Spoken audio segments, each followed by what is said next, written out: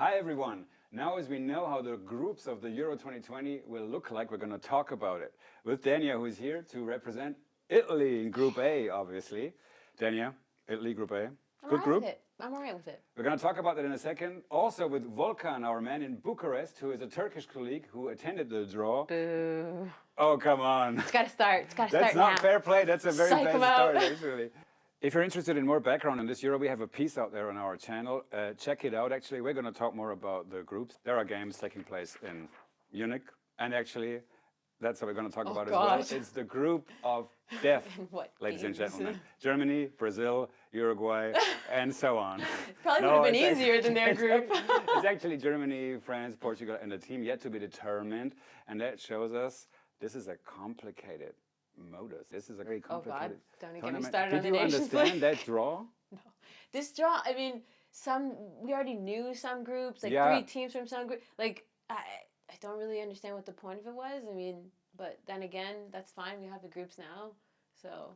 True. Sorry. The most underwhelming part of the draw was the Russia group, actually, because literally every team was kind of, known ahead of the draw. We knew what was going to happen. But then there were also really crazy things happening at the draw. We're going to talk about the groups right now. Group A. I will give the floor to you right away. Okay. Well, let me just start with Italy. Obviously, strongest team in the group. Let's get real here. But this is kind of like a new thing for Italy because after the disaster of what was not qualifying for the 2018 World Cup. We all have known disasters. Like, disaster. Yes. Mancini took over, like, a team in just disarray. Like, he couldn't do any worse than what already happened. So I think that gave him a little bit of freedom to really give the youth a chance, which actually, if anyone's been paying attention, Italy has a very strong wave of youth that are coming through. And I think actually he's given something like 24 players their debuts since he took over. And I think everything, lucky or just good, I don't know, but everything really started to click from the get-go. And we've seen like this has been a record-breaking qualification for Italy, a lot of goals scored. They play an attacking, pressing. I think that they can really cause a lot of problems. So who is in that group, actually? We do have Turkey. We're going to talk about it in a minute with Volkan. We have Switzerland and we have Wales. This is how Danya reacted. Wales, Italy, you want them? No, they go to Group A. Wales, Danya. That's for the first time that you're not so happy. I'm all right with this group. But who's the strongest opponent in that group for Italia, you'd say? It's hard. They're pretty evenly matched, the other teams. I don't know. I don't like Wales. I don't like how fast, Bale is really fast, dangerous. Wales, they have this good energy about them right now. Also, I mean, Turkey, very difficult to play against as well. I mean, we haven't seen a Turkey side they look pretty good defensively. Their midfield is not the nicest to watch, but they do a good job of protecting the defense.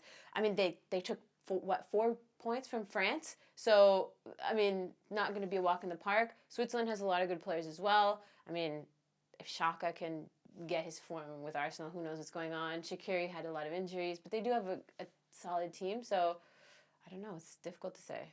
Let's hear straight away what Volkan in Bucharest has to say about Turkey this time around at the Euro. Şenol Güneş, the manager of Turkey, he said it's a really good thing to play opening game because in every opening game we witnessed lots of surprises we are going to chase to make a big surprise in Italy, in Rome. And the other advantage for Turkey is they are going to play in Baku, Azerbaijan, which is a friend country, brother, sister country for Turkey, and there will be lots of Turkish fans in Azerbaijan. I hope, he hopes so also, Şenol Güneş hopes so also.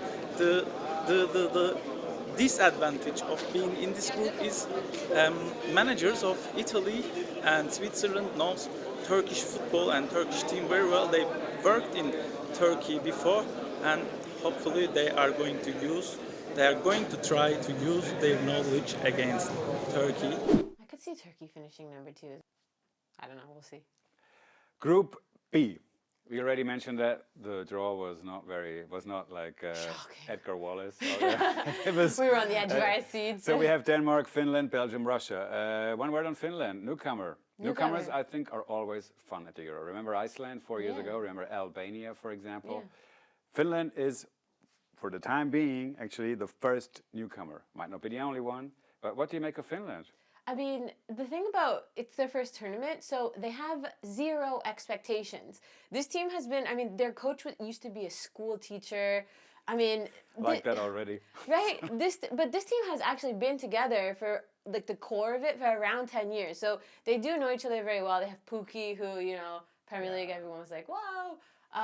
But they have nothing to lose, no expectations. So they're just going to come out and try to play the best possible football. We have Denmark in that group. We have Belgium, who, in my opinion, I mean, Let's get real here. not real news, but in my opinion, they are the big favorites to win this, and I believe their time has come, actually. Hopefully. They play Russia again because they already played Russia in the qualifiers. They did. But I do believe Belgium is going to win this group. Russia, Denmark, Finland. Unclear because Russia, okay. Give them credit for having reached the quarterfinals at the World Cup, which was played in Russia. But So this is a very different team from the 2018 World Cup team. true. There's like what three players, like not very many players that are still on the team. Their goalie retired, which has been a shaky position for them after their goalkeeper retired. Yeah. So it's going to be a very new Russia that we're going to be seeing there. Maybe one word on Denmark. Denmark, I mean, Eriksen is the key in the middle. I mean, they have Schmeichel in goal, but he really he needs to be playing. He needs to be playing consistent football. So what's going to happen to him at Spurs if he leaves in January, we don't know. But he needs to be playing consistent football because he's really the key for their midfield. And if he's not on, then they're going to have trouble. Right, next up is Group C. The Netherlands are back, actually. Ukraine, Austria, and a playoff winner. Now, this is an interesting one, Danya. Yeah. I have a couple of flags here for you. Good. Which country is that? Good. That's God. I studied. Correct, Kosovo. Which That's country? Macedonia. Correct. No, Northern Sorry, Macedonia. sorry. You might get in serious trouble with the Greeks. Sorry. Northern Macedonia. I apologize to everyone. Did not mean to trigger. Then you have Belarus and Georgia. In my opinion, Kosovo's going to make it. I traveled to Kosovo recently, attended the Kosovo-England game. It was a big party. Oh my God. But it's not just that they're really crazy about football and really proud to be there at all, after all they have gone through in the last decades. But they also have a good team. Yeah. Actually. And what have they only been playing for? What three? Yeah, years? 2016 actually they Yeah. joined UEFA, and so it has only been 3 years. They won their Nations League group. I don't know, you don't like the Nations League, but they won their I don't group. mind the name. They have among others, they have Rashica from Bremen, for example. They have other players actually that do play in Europe, and they played some really good football. They call themselves the Brazilians of the Balkans. Okay. Check this out.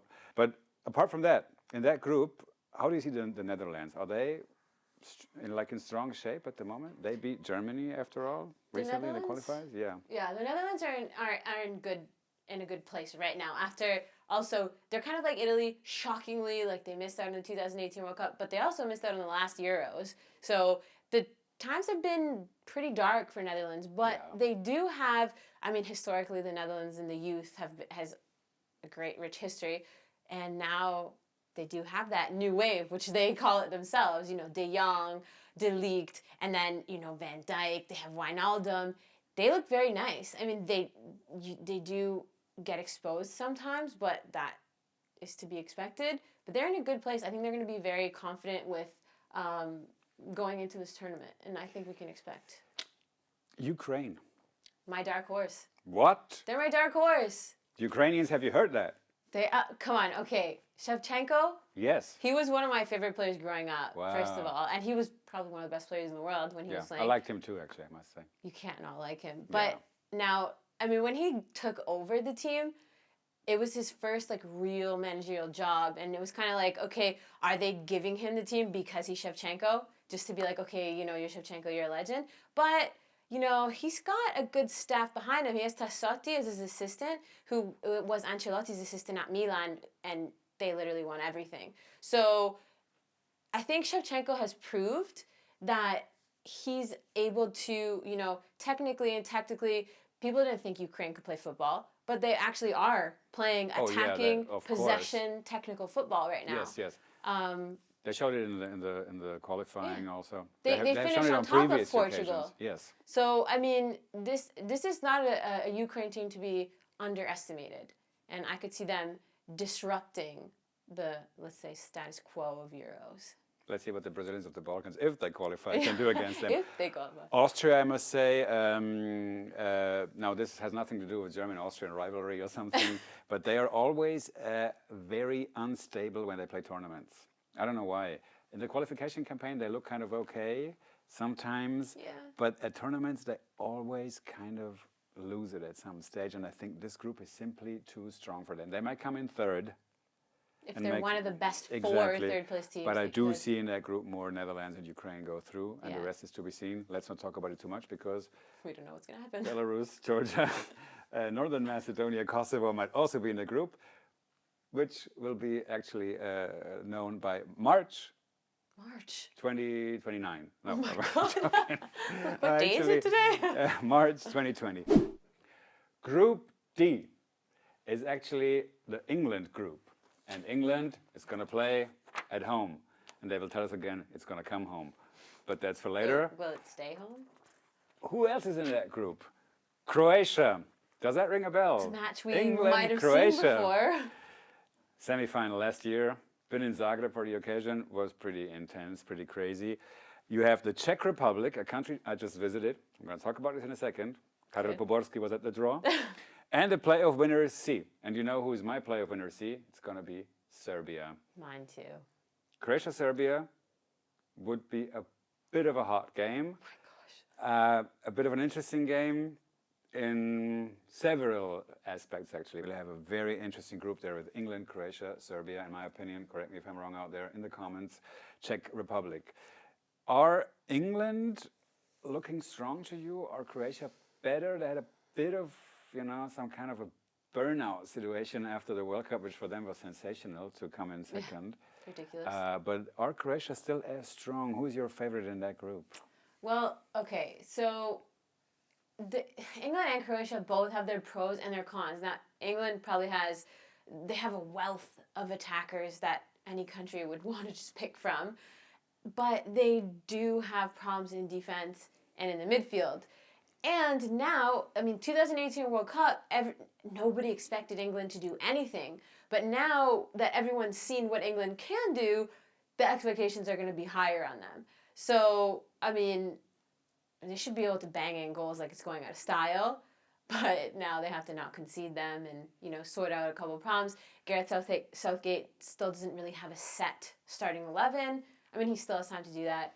I think I'm going to say England to win the group and Croatia to finish second. I mean, Modric has been way better for Croatia than he has been for Real Madrid. More consistent, let's say, than he has been for Real Madrid. I mean, Brozovic at Inter doing very well, especially under Conte.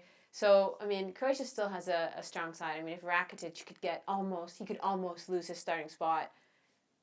You know, Croatia's still strong. So I think 1-2 now. If Serbia comes into that group, that kind of throws everything off. Because in Croatia and Serbia, but if that happens, which I would love to see that game happen, if they play against each other, then all bets are off. And everything's up in the air. So. But to be honest with you, I think Croatia are the better team. And, you know. Better than Serbia. They would have actually a strong chance to win this very intense game. But I tell you something, Czech Republic must not be underestimated. Okay. I just went there. They beat England in the qualifiers. They did? They beat Kosovo, their direct rival, after having lost in Pristina. Actually, they won at home. So they are kind of building a new generation of players. They have some experienced players out there. Darida from Hertha Berlin, for example. Karajabek from Hoffenheim in Germany also. They have a young guy called Alex Kral from Spartak Moscow. They have a very good goalkeeper also from Sevilla. So don't underestimate them. I think that's a pretty hot group there. But my prediction would be England, Croatia, and the third place, I think Czech Republic have a chance to beat Serbia or Scotland. Really? That's what I would say. That's my prediction here. Okay. All right. Not convinced? chance, but you never know. What if Scotland go to the It's group? Europe. And what if who else can go into the group? Northern Ireland? Norway. Norway. What if Norway as goes to the well. group? Norway has to play. They play at home, and they haven't lost at home since like 2016 or something like that. So If Norway come into that group, though, they will come in last. you think so? Yeah. No disrespect to know. Norwegians out I there. don't know. I but, don't know. I think England, Croatia. Pretty sure. We shall see in March again Yeah. when it comes to the playoffs. Group E is Spain, Sweden, Poland, the playoff winner B. Who is in playoff B again? For It's example, path B? for example, Is that Bosnia, it's Herzegovina? it's the Bosnia path, and I'm telling you also, and I'm not biased here. Bosnia is going to make the playoffs, in my opinion. Although they played a miserable qualification campaign, but they will end up in this group, I think. Your take? I don't think it really matters who comes out of path B. Sorry. Because there's 3 pretty solid teams. I mean, now I give you Spain, I give you Sweden, a team that can shine in tournaments. But what about Poland? Poland have probably the best striker at the moment in Europe. Yeah. I would say, Mr. But- Lewandowski. But when it comes to tournaments, Poland often fail. I think Poland, in theory, could have a really good team. Again, Lewandowski really needs to mirror the form he has going on with Bayern right now for the national team. I think I saw a stat that in the last in the 3 tournaments that Lewandowski's played, he scored like 2 goals or 3 goals for the national team. Nothing like the prolific seasons he's been having for Bayern. So, Yeah. I mean, he That's- needs to bring that on the international level, and Poland has a better chance. I mean, But maybe they can change it this time around. Let's Yeah. see. Next, ladies and gentlemen, is what I would call the group of death. oh God. Actually, it How do you is. feel as a German? How are you feeling right now? This is how I reacted. Oh my Germany, God! France, Portugal. Oh my God! Oh, Philip Lahm is already aware. He's sweating. Of, but yeah, He's like, he's "Oh, sweating God." already, and so am I. Oh my God. And Deschamps is like, Has his face changed? hashtag El Grupo de la Muerte, I would say. This is really the group of death. Germany, France, Portugal, and at some stage it looked like Wales could come as well. In this case, it would have been like a repetition of the 2016 semi-final. We also have the playoff winner A. Who And- everyone was like, oh, when they saw that group. In my opinion, it's going to be Hungary. Remind you, Euro 2020 is about traveling. So this group will take place in Munich, among others. And what's this? I mean, Germany, France, Portugal. It could mean one of those 3 has to go. It could. It would be schade. It would German be word. schade, German word of the Best day. German Too word bad. ever. It would be schade big time for Portugal. I'm joking. But Or Germany. yeah. Actually, I'm telling you something about the German team. I'm not very confident about the German team. Really? I think, like probably the vast majority of Germans, that the coach should have been replaced after the 2018 disaster. He hasn't been replaced. They decided to continue with that guy. He's building up a new generation slowly. Players are coming through. Gnabry, for He's example. on fire right now. Yeah, he is actually. They're counting on Royce, although I think If he can not break before Yeah, the tournament. first of fingers all that, crossed. and if you can actually assume the role that Joachim Löw wants to give him. So yeah, and France are very strong. Never mind this little incident against Moldova, actually, when they seem to lose. Or Turkey. But that happens, I think France are really still strong. Portugal, though, I think they're better now than they were when they won it. I mean, okay, let's be honest. tough call here. They won it last time. They came out of their group in 3rd. I know. Like what did they win? Like 1 game They in did full not time. really convince Yeah. and became European champions. Yeah, I mean, so we've seen stranger things now. I think they are stronger now, though. You have Ronaldo, who Yeah. you can always expect big things from him. Bernardo Silva, João Felix, Neves, Fernandez. They have a better team now, I think, than last year. I mean, France is like the core group of players from the World Cup. Absolutely. And, They have a lot of experience. Did you see Deschamps' smile on his face? Non-stop. He was smiling in Germany. He was smiling in Was Portugal. that a nervous smile though? Like kind of like a He looked a bit like, you know, he was a bit like. Give it to me, like yeah. Like, come here, But and you will get yours. He seemed very confident. And Löw, he had the same face the whole time. Like, Yeah, oh yeah. God, I don't know what he was hoping for, but this is a group that he kind was of. not hoping for that. Let's just say. That's the least we can say. I like these playoff teams, and my actually playoff winner A is Hungary.